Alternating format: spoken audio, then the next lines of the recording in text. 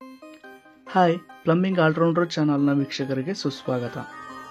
ಇವತ್ತಿನ ವಿಡಿಯೋದಲ್ಲಿ ಗ್ರೋಹೆ ಕಂಪನಿಯ ಫುಲ್ ಫ್ರೇಮ್ ಇರೋ ಕನ್ಸೀಲ್ಡ್ ಸಿಸ್ಟರ್ನ ಹೇಗೆ ಇನ್ಸ್ಟಾಲ್ ಮಾಡೋದು ಅಂತ ತಿಳ್ಕೊಳ್ಳೋಣ.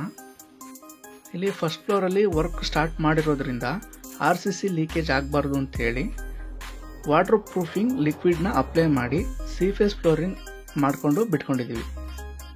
ಇದೊಂಥರ ಮಾಸ್ಟರ್ ಬಾತ್ರೂಮ್ ಆಗಿದೆ, ಸ್ವಲ್ಪ ದೊಡ್ಡದಾಗಿದೆ, ಹಾಗಾಗಿ ಡಿವೈಡ್ ಮಾಡ್ಕೊಂಡಿದ್ದೀವಿ. ಶವರ್ ಏರಿಯಾಕ್ಕೆ 4 ಅಡಿ, ಕಮೋಡ್ಗೆ ಅಂತ 3 ಅಡಿ ಮತ್ತು ವಾಶ್ ಬೇಷನ್ಗೆ ಅಂತ 3 ಅಡಿ ಡಿವೈಡ್ ಮಾಡ್ಕೊಂಡಿದ್ದೀವಿ. ಇಲ್ಲಿ ವಾಟರ್ ಪ್ರೂಫಿಂಗ್ ಲಿಕ್ವಿಡ್ನ ಫ್ಲೋರಿಂಗ್ ಆಗೋಕ್ಕಿಂತ ಮುಂಚೆ ಮತ್ತು ಫ್ಲೋರಿಂಗ್ ಆದಮೇಲೆ 2 ಟೈಮ್ಸ್ನು ಅಪ್ಲೈ ಮಾಡಿದ್ದೀವಿ. ಫ್ಲೋರಿಂಗ್ ಎಲ್ಲ ಆದಮೇಲೆ ಪೈಪ್ ಲೈನ್ನ ಈ ರೀತಿ ಮಾಡ್ಕೊಂಡಿದ್ದೀವಿ.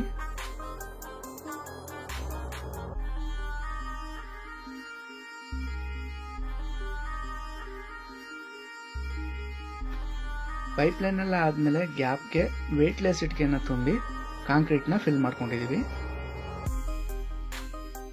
ಕಾಂಕ್ರೀಟ್ ಎಲ್ಲ ಫಿಲ್ ಆದಮೇಲೆ ಈ ರೀತಿ ಕಾಣ್ತಾ ಇದೆ.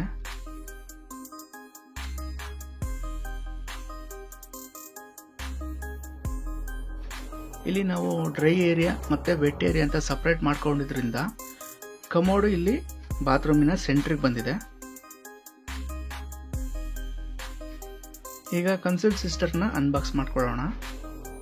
ಗ್ರೋಹೆ ಮತ್ತು ಹ್ಯಾನ್ಸ್ ಗ್ರೋಹೆ ಈ ಎರಡು ಜರ್ಮನ್ ಕಂಪನಿಯ ಬ್ರ್ಯಾಂಡ್ಗಳಾಗಿವೆ. ಈ ಎರಡೂ ಕಂಪನಿಗಳು ಪ್ರೀಮಿಯಂ ಪ್ರಾಡಕ್ಟ್ಗಳಿಗೆ ಹೆಸರುವಾಸಿಯಾಗಿವೆ. ಈ ಎರಡು ಬ್ರ್ಯಾಂಡ್ಗಳು ತಂದೆಯಾದ ಹ್ಯಾನ್ಸ್ ಗ್ರೋಹೆ ಮತ್ತು ಮಗನಾದ ಫ್ರೈಡ್ರಿಚ್ ಗ್ರೋಹೆ ಅನ್ನೋರ್ದಾಗಿದೆ. ಈ ಗ್ರೋಹೆಲ್ ಬರೋ ಪ್ರಾಡಕ್ಟ್ಗಳು ಈ ಥರ್ಮೋಸ್ಟಾಟ್ ಆಗಲಿ ಫೌಸೆಟ್ಗಳಾಗಲಿ ಎಲ್ಲದೊಂಥರ ಪ್ರೀಮಿಯಂ ಲುಕ್ಕಲ್ಲಿರುತ್ತೆ. ಅದು ಟಚ್ ಮಾಡೋಕ್ಕೆ ಒಂಥರ ಫೀಲ್ ಚೆನ್ನಾಗಿರುತ್ತೆ.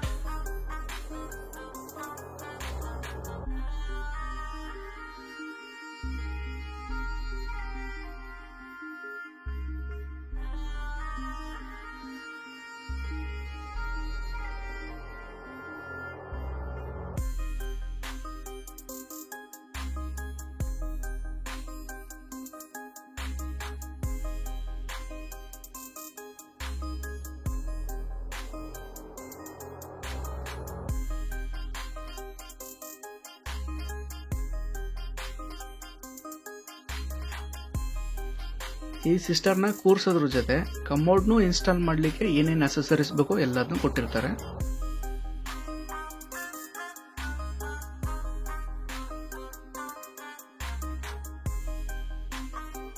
ಎಲ್ಲ ಟ್ಯಾಂಕಲ್ಲೂ ಇನ್ನರ್ ಫಿಟ್ಟಿಂಗ್ಸು ಅಸೆಂಬಲ್ ಆಗಿ ಬಂದಿರುತ್ತೆ. ಬಟ್ ಗ್ರೋಹೆದಲ್ಲಿ ನಾವೇ ಅಸೆಂಬಲ್ ಮಾಡ್ಕೋಬೇಕು.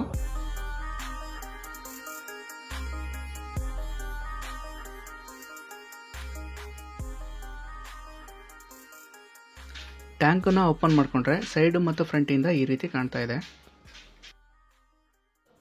ಇದರಲ್ಲಿ ಡಿಸ್ಅಡ್ವಾಂಟೇಜ್ ಏನು ಅಂತ ಹೇಳಿದ್ರೆ ಸಿಂಗಲ್ ಮೋಲ್ಡೆಡ್ ಬಾಡಿ ಬರೋದಿಲ್ಲ, 2 ಪೀಸ್ ಬರುತ್ತೆ. ನಾವು ಮಡ್ಡಿ ಪ್ಯಾಕ್ ಮಾಡುವಾಗ ವಾಲ್ ಏನಾದರೂ ಸ್ಲೇಡ್ಸ್ ಕಟ್ಟುವಾಗ ಮಡ್ಡಿ ಎಲ್ಲ ಒಳಗೋಗೋ ಚಾನ್ಸಸ್ ಸಹ ಇರುತ್ತೆ.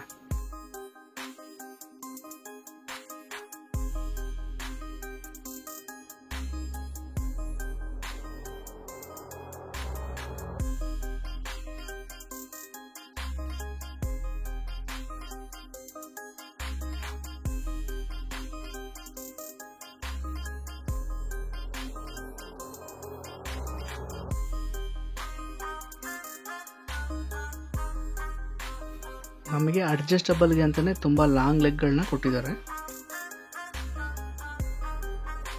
ನಾವು ಮೆಜರ್ಮೆಂಟಿಗೆ ತಕ್ಕನಂಗೆ ಅಡ್ಜಸ್ಟ್ ಮಾಡ್ಕೊಳ್ಬೋದು. ಇಲ್ಲಿ ಅಲಂಕಿ ಕಮೋಡ್ ಫಿಟ್ ಮಾಡ್ತಿರೋದ್ರಿಂದ 7 ಇಂಚಿಗೆ ಬೋಲ್ಟ್ನ ಹಾಕೊಳ್ತಾ ಇದ್ದೀವಿ. ಪ್ರೊಟೆಕ್ಷನ್ ಕವರ್ ಹಾಕೋದು ಮೋಸ್ಟ್ ಇಂಪಾರ್ಟೆಂಟು. ಇಲ್ಲ ಅಂದರೆ ಟೈಲ್ಸ್ನವ್ರು ಅದಕ್ಕೆ ಮಡ್ಡಿನೆಲ್ಲ ಸವರ್ ಬಿಟ್ಟಿರ್ತಾರೆ. ನೆಕ್ಸ್ಟ್ ಅದನ್ನು ಕೆರ್ಕೊಂಡು ಕೂತ್ಕೊಳ್ಳೋದೇ ಒಂದು ದಿವಸ ಆಗೋಗ್ಬಿಟ್ಟಿರುತ್ತೆ.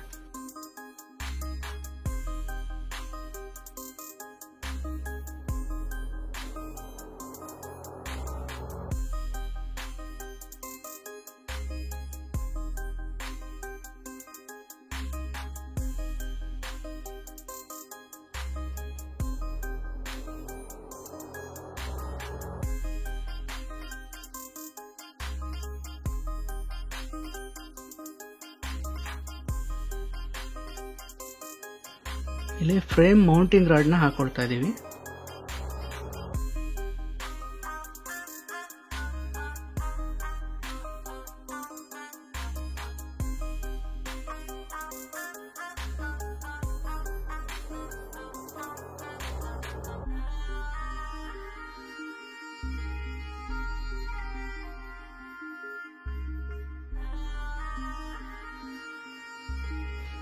ಟ್ಯಾಂಕ್ ಒಳಗಡೆ ಫಿಲ್ ವಾಲ್ವ್ಗೆ ಲೆಫ್ಟ್ ಮತ್ತು ರೈಟಿಗೆ 2 ಆಪ್ಷನ್ ಇದೆ. ನಾವಿಲ್ಲಿ ಲೆಫ್ಟಿಗೆ ಕೂರಿಸ್ಕೊಳ್ತಾ ಇದ್ದೀವಿ.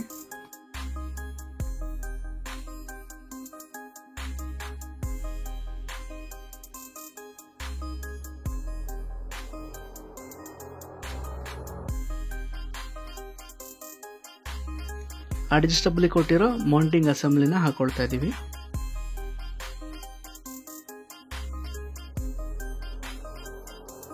ಮೆಜರ್ಮೆಂಟ್ಗೆ ತಕ್ಕಂಗೆ ಪೀಸ್ನ ಕಟ್ ಮಾಡಿಕೊಂಡು ಅಸೆಂಬಲ್ ಮಾಡ್ಕೊಳ್ತಾ ಇದ್ದೀವಿ.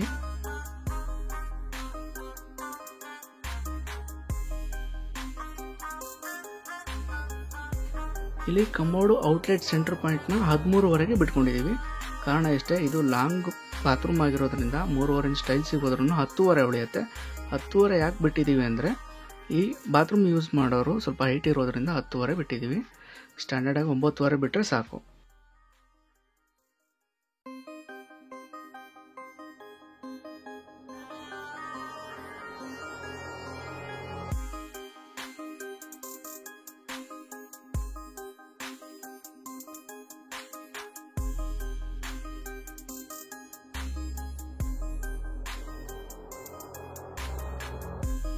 ಸ್ಪಿರಿಟ್ ಲೆವೆಲ್ಗೆಲ್ಲ ಅಡ್ಜಸ್ಟ್ ಆದಮೇಲೆ ಡ್ರಿಲ್ಲಿಂಗಿಗಾಗಿ ಮಾರ್ಕ್ ಮಾಡ್ಕೊಳ್ತಾ ಇದ್ದೀವಿ.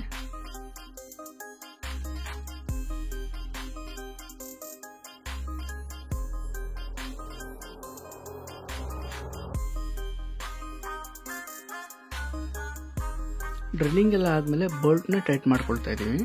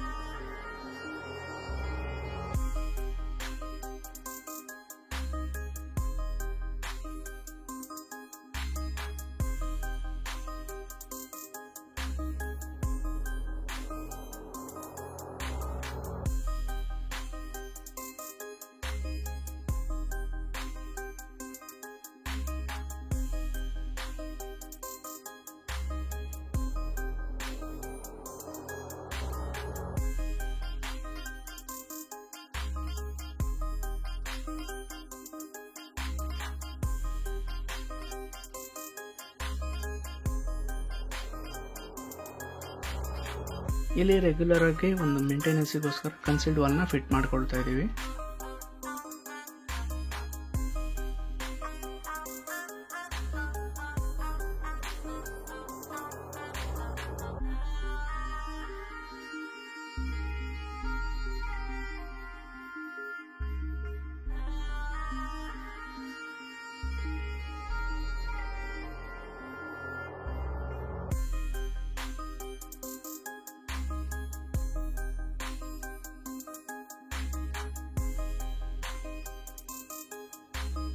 ಇಲ್ಲಿ ಟ್ಯಾಂಕಲ್ಲಿರೋ ಇನ್ಲೆಟ್ ವಾಲ್ವ್ಗೆ ಕನೆಕ್ಷನ್ ಮಾಡ್ತಾ ಇದ್ದೀವಿ.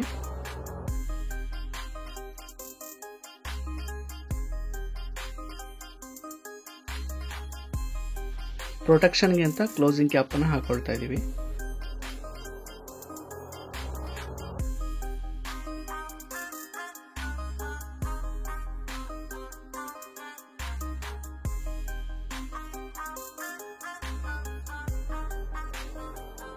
ಫೈನಲ್ ಆಗಿ ಕ್ರಾಸ್ ಚೆಕ್ ಎಲ್ಲ ಆದಮೇಲೆ ಬೋಲ್ಟನ್ನು ಪ್ರಾಪರ್ ಆಗಿ ಟೈಟ್ ಮಾಡ್ಕೊಳ್ತಾ ಇದ್ದೀವಿ.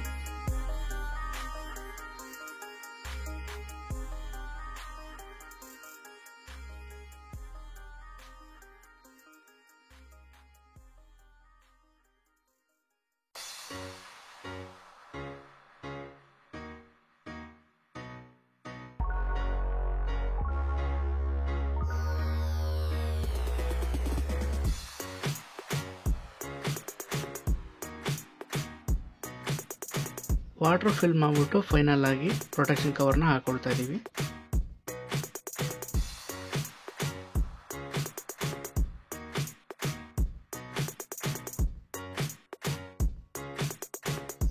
ಕೊನೆಯದಾಗಿ ಟ್ಯಾಂಕ್ ಎಲ್ಲ ಫಿಟ್ ಆದಮೇಲೆ ನೋಡೋಕೆ ಈ ರೀತಿ ಕಾಣ್ತಾ ಇದೆ.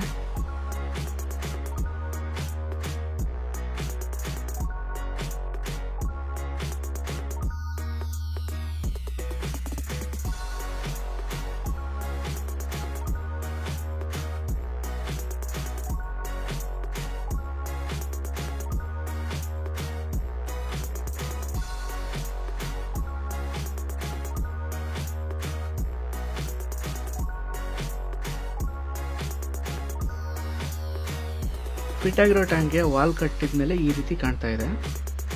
ನೆಕ್ಸ್ಟ್ ವಿಡಿಯೋದಲ್ಲಿ ಟ್ಯಾಂಕಲ್ಲಿರೋ ಸ್ಪೇರ್ಗಳನ್ನ ಅಸೆಂಬಲ್ ಮಾಡಿ ಫ್ಲಶ್ ಪ್ಲೇಟ್ನ ಕೂರಿಸಿ ಒಂದು ವಾಲ್ ಹಂಗೆ ಸೈಫೋನಿಕ್ ಕಂಬೌಂಡ್ನ ಕೂರಿಸೋದು ಹೇಗೆ ಅಂತ ನೋಡೋಣ. ಈ ವಿಡಿಯೋ ನಿಮಗೇನಾದರೂ ಇಷ್ಟ ಆಗಿದ್ರೆ ಸಬ್ಸ್ಕ್ರೈಬ್ ಮಾಡಿಕೊಂಡು ಲೈಕ್ ಮಾಡಿ, ಕಮೆಂಟ್ ಮಾಡಿ, ಶೇರ್ ಮಾಡಿ. ವಿಡಿಯೋ ನೋಡಿದ್ದಕ್ಕಾಗಿ ಧನ್ಯವಾದಗಳು. ಶುಭ ದಿನ.